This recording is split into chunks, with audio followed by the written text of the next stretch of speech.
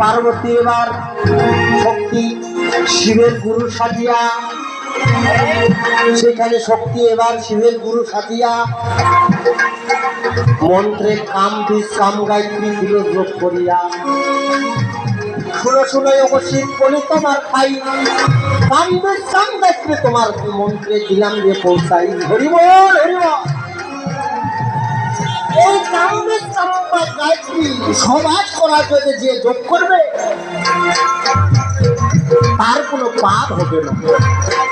বললাম তোমার ভাই, সেইখান থেকে সর্বপ্রথম গুরু শিষ্যর আলোচনা হলো সবাই। এই জন্য কাম বিশ্রাম গায়ত্রী যোগ করে যে সাধন মানে সহবাস করে, যদি না করে তাহলে মাতৃর সঙ্গে, ওই যে শিব ভোলানাথ বলছিল মাতৃর সঙ্গে সহবাস হবে। বললাম আপনার বাড়ি, সেটা আপনারা বিবেচনা করবেন, করেছেন করেন নাই সেটা আপনাদের ব্যাপার। খুব মারাত্মক কথা, গুরু করবেন না, পিতা গুরু মাতা গুরু দীক্ষা শিক্ষা বর্তমান আর মনে মানে নয়নে দেখে, নয়নে রেখে বর্তমান।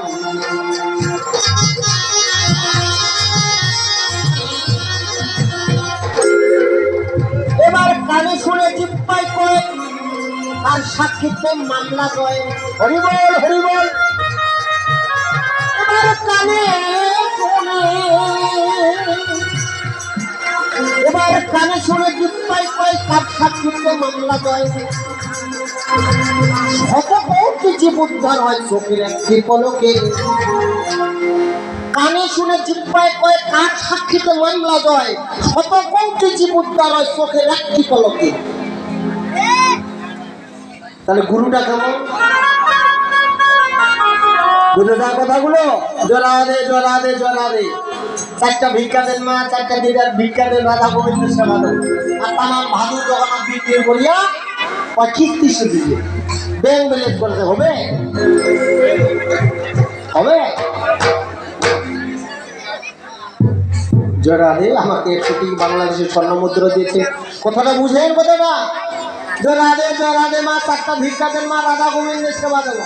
আর রাধা গোবিন্দের সেবার নামে নিয়ে ভাদুর দোকানে চাল দিচ্ছে বিক্রি করিয়া করলো নিবেদন, ডিপিএস চালাচ্ছে, কিস্তি দিচ্ছে পুরো, তাহলে হবে। মারাত্মক কথা বলছি,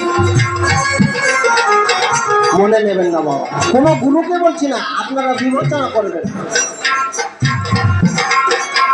কানে শুনে জিব্বাই কয় কার সাক্ষীতে মামলা দেয়। এবার কানে শুনে জিব্বাই কয় কার সাক্ষীতে মামলা দেয়, শতকোটি জীব উদ্ধার হয় চোখের পলকে।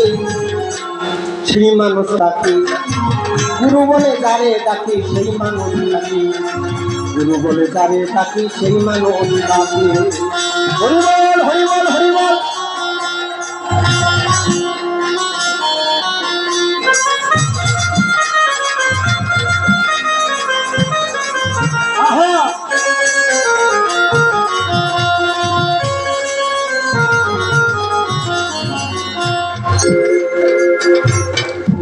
হাজার হাজার কর্ম করি লক্ষ প্রভুর। এই গান গাওয়ার উদ্দেশ্য আছে। আমি যখন প্রথমে আসি তখন বলছো সত্য কথা ছাড়া শুনবো না। কি দাদা মিথ্যা কথা বলছি? আমার ওষুধ বিক্রি হয়ে গেছে দাদা, নিলেন না নিলেন না।